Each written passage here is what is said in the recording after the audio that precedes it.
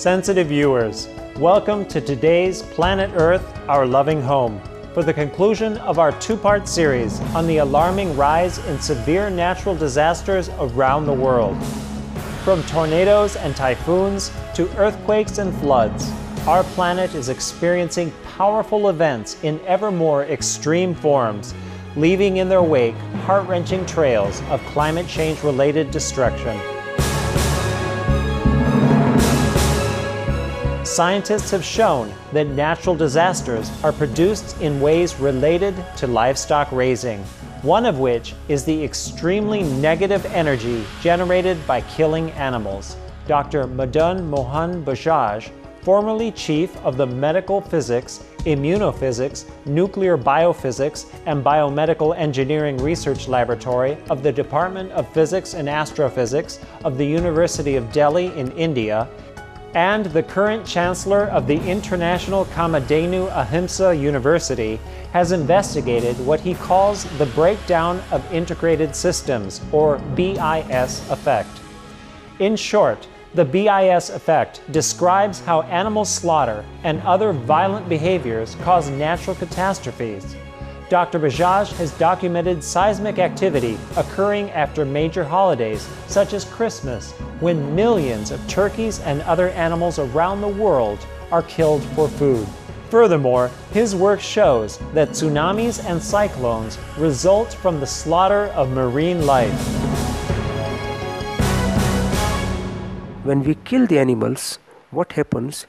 Very low frequency signals are emitted, and we have found out the frequency of those signals is about 2 Hz, 3 Hz and so on. These are the shock waves, and sometimes we also call them as VLF signals or Einsteinian pain waves.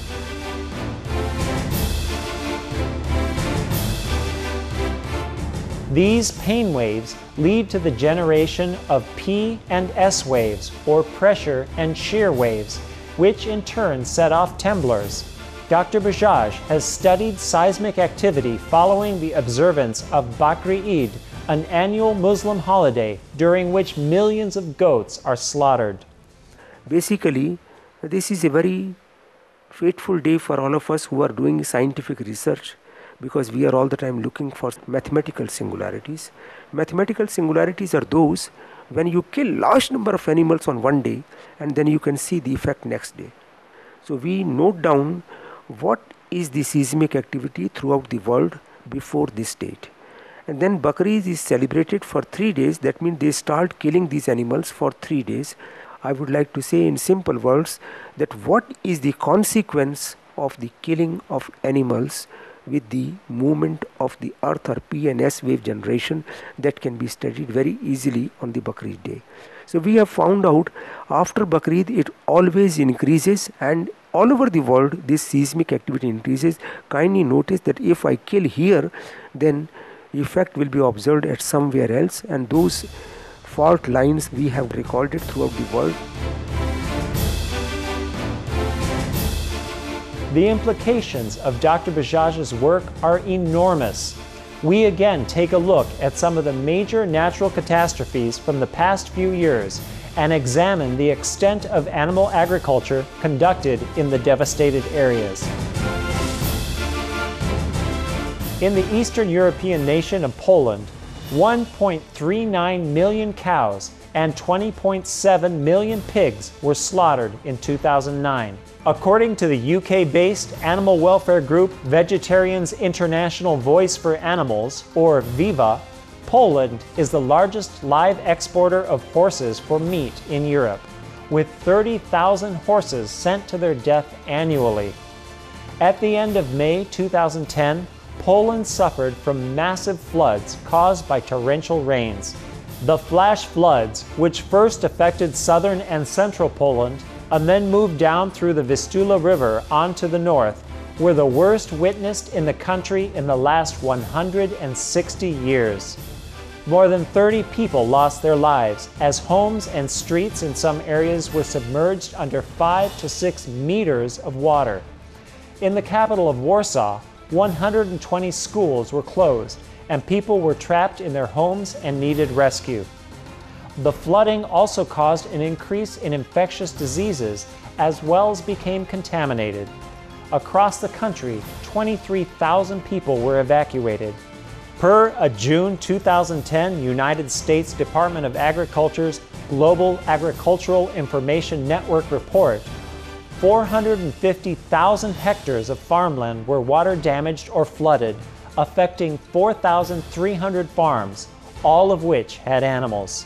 One of the worst flooded areas was the Słubice municipality in Płock district, which is home to a major poultry-producing facility.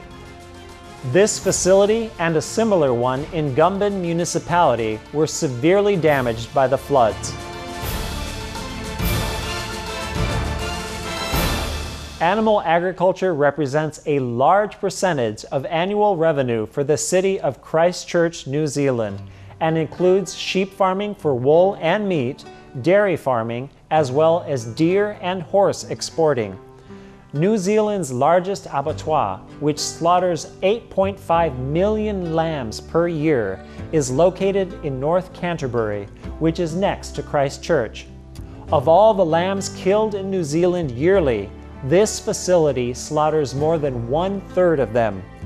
Per Statistics New Zealand, the nation's statistics office, in 2001, New Zealand was responsible for 49.7% of the international trade in sheep meat.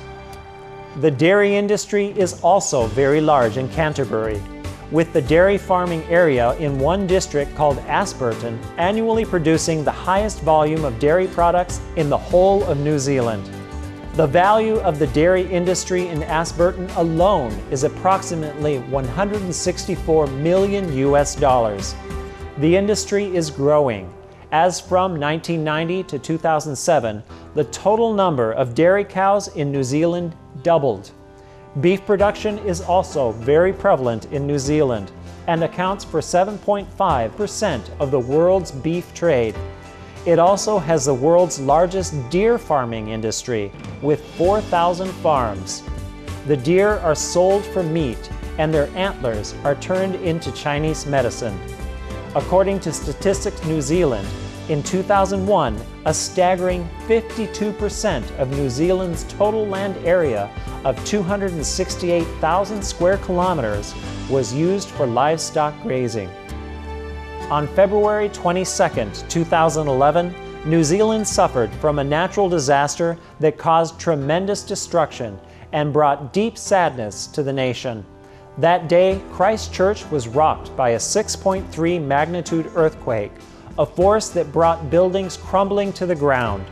Sorrowfully, 181 individuals lost their lives, and around 2,000 were injured, while thousands were left homeless. Farms were destroyed and power lines felled, leaving farmers without electricity. Overall, the economic damage is estimated to be $12 billion. Scientists consider the seismic event to be an aftershock of a larger 7.1 magnitude quake that occurred on September 4, 2010 in Canterbury. Livestock raising is the biggest portion of South Africa's agricultural industry, with some 13.8 million cattle and 28.8 million sheep in the country. KwaZulu-Natal and Limpopo provinces have large populations of cattle. In Limpopo, raising cows to produce meat and dairy products accounts for a significant percentage of the province's annual income. However, hunting is by far its biggest earner, with 80% of South Africa's hunting industry concentrated in Limpopo. The hunting of wild animals constitutes 70% of the province's yearly tourism revenue.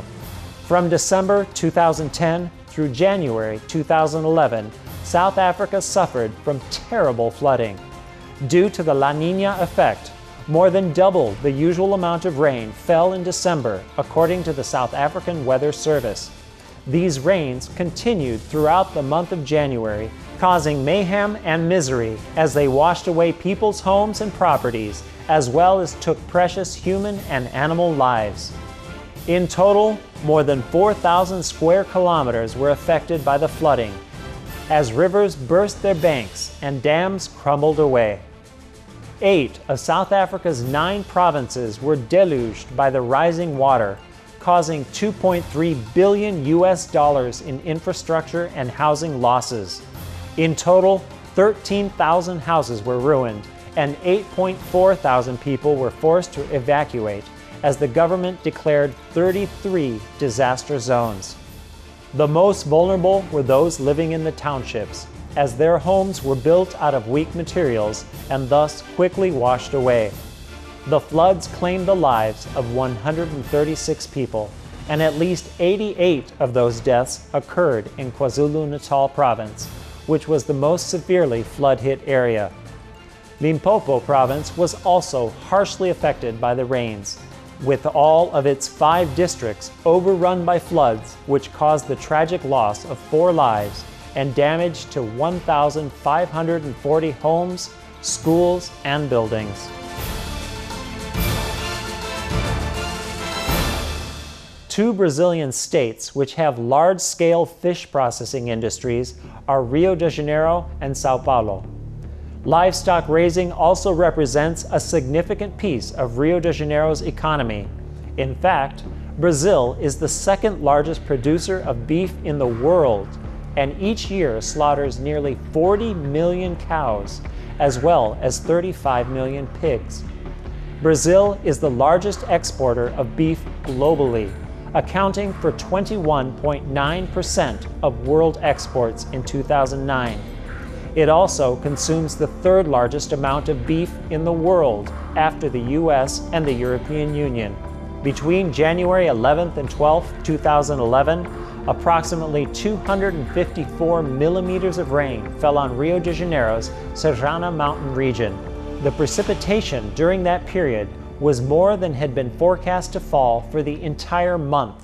The result was massive mudslides that ripped through 4 cities at 3 a.m. on January 12th. As many of the houses did not meet building code, the resulting destruction was horrifying, with 902 dead and over 20,000 people left homeless. Entire families were wiped out, with no one left to identify and bury those who had perished. The worst hit city was Nova Friburgo, in which 3,000 homes were destroyed and 426 people lost their lives.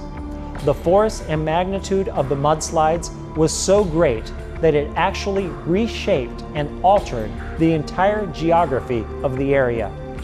The cost of rebuilding roads, homes, and infrastructure is estimated to be $1.2 billion.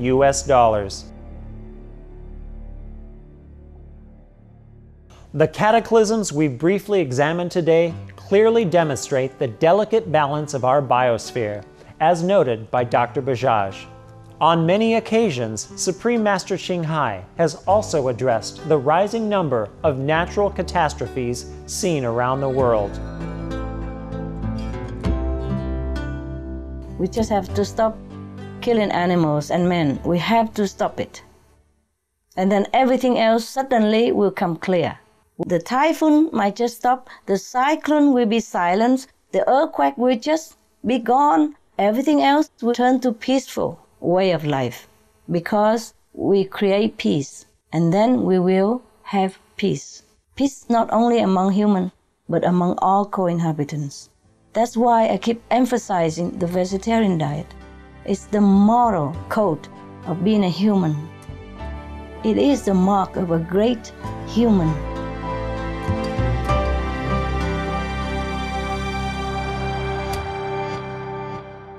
Our deep thanks once again, Dr. Bajaj, for your important research that scientifically demonstrates that only plant-based diets are sustainable and ensure the safety of humanity. May you and your colleagues continue to inform communities everywhere of this noble way to protect our planet. For more details on Dr. Bajaj, please visit www.linkedin.com, search Madan Mohan Bajaj. Kind-hearted viewers, we thank you for your presence today on planet Earth, our loving home. May all planetary beings be blessed with happy lives, forever filled with good health and abundance. For more details, please visit www.suprememastertv.com/PE